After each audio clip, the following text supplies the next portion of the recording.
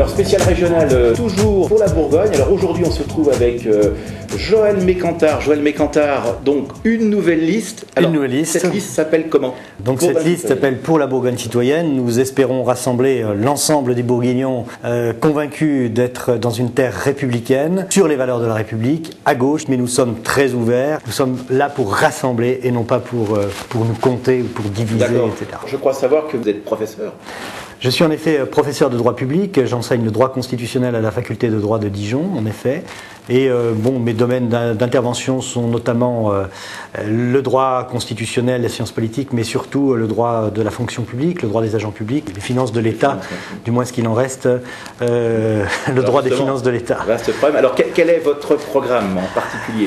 Notre programme, nous n'allons pas le donner évidemment dès aujourd'hui, puisqu'on a un certain nombre de priorités, d'axes prioritaires. On va faire des propositions très concrètes aux Bourguignons. Bon, la campagne officielle commence le 1er mars. On fera ça dans la semaine qui précède. Sur les axes, ce qui préoccupe le plus les Bourguignons, et on le voit, c'est l'emploi. Donc l'axe fort de notre campagne sera l'emploi, d'autant que c'est une compétence prioritaire de la région. L'enseignement supérieur, la recherche, l'innovation. Pas d'emploi sans innovation, lié à un certain nombre de choses comme les nouvelles technologies, etc., qui sont créatrices d'emplois. Mais on n'oublie pas que nous sommes également dans une région agricole. Nous n'oublions pas tout ce que la Bourgogne apporte comme terre de culture. Voilà, l'emploi. Deuxièmement, la santé. Je me suis déplacé, par exemple, à la maternité de Decize, une maternité qui fait plus d'accouchements que les standards pour fermer les maternités et qui pourtant est menacée de fermeture. Tout cela parce qu'on ne trouvait pas un praticien hospitalier susceptible de reprendre le service. Vous voyez, on est passé du service public, de l'hôpital à l'emploi. Bon, tout cela est effectivement lié. Ce sont des sujets qui préoccupent les Bourguignons. Les Bourguignons, le matin, ils vont dans le train, ils prennent le TER pour venir travailler, qui à Chalon-sur-Saône, qui à Dijon, qui à Nevers, etc. Il faut redévelopper les transports.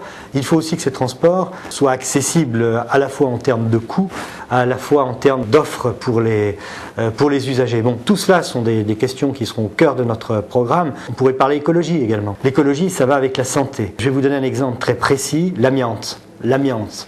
On est dans une région où il y a des industries qui ont été au cœur de l'amiante. Mon propre papa travaillait dans ce secteur-là, il était ouvrier pontier, il faisait les 3-8, et il en est mort malheureusement parce il en est même mort dans mes bras, il a contracté une maladie professionnelle liée à l'amiante.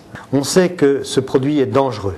On sait que les gens en respirent. On sait qu'il y a des établissements scolaires. Et là, je m'adresse aux deux François, je m'adresse à eux précisément. François Sauvadet qui dirige les collèges en Côte d'Or. François Patria qui est responsable des lycées dans la région. Eh bien, moi, je donne à ces deux François 2 établissements scolaires sur le territoire même de Dijon où il y a de l'amiante. Un président de région ou un président de département en tant que responsable ne peut pas tolérer qu'il y ait des élèves qui soient dans un lieu où il y a des risques d'exposition. Si je suis président de la région, demain, dans tous les lycées de Bourgogne, il y aura un vrai diagnostic amiante. On ne peut pas accueillir des enfants dans des lieux qui ne sont pas assez sécurisés. Ça, c'est de l'écologie, mais c'est pas l'écologie des petits oiseaux. C'est l'écologie urgente qui touche les gens directement. Une maladie liée à l'amiante, c'est 30 ans avant que ça se déclare. Alors vous êtes un homme politique dijonnais, puisque vous avez également des fonctions à la mairie de Dijon. Tout à fait. Alors donnez-nous les têtes de liste. Les têtes de liste. On va trouver qui, par exemple, en Saône-et-Loire? Alors, en Saône-et-Loire, nous avons Alain Bailly. Alain Bailly, c'est Guignon, vous voyez, c'est le stade Jean Laville, c'est un homme de terrain, il a été président de la plus grande fédération de parents d'élèves régionale, enfin bon, il a été donc maire de Guignon. Alain Bailly est chef d'entreprise. On a des gens qui sont conscients des réalités du monde économique. Alors, du côté de Lyon, on va du côté de Lyon, nous avons Christophe Benali. Oui. Christophe Benali est le 2e adjoint au maire de Sens, il a à peine 40 ans, c'est quelqu'un de fiable, c'est un battant. Son métier, il est conseiller pour l'emploi et il travaille pour les handicapés, donc la question de l'emploi et du handicap. Donc voilà, il connaît. Christophe Benali est encore militant chevènementiste. Pour la Nièvre, eh bien, dans la Nièvre, nous avons Michel Estorge, qui est le président des radicaux de gauche dans la Nièvre, qui s'est présenté au municipal 2008, qui a fait pas loin de 8%.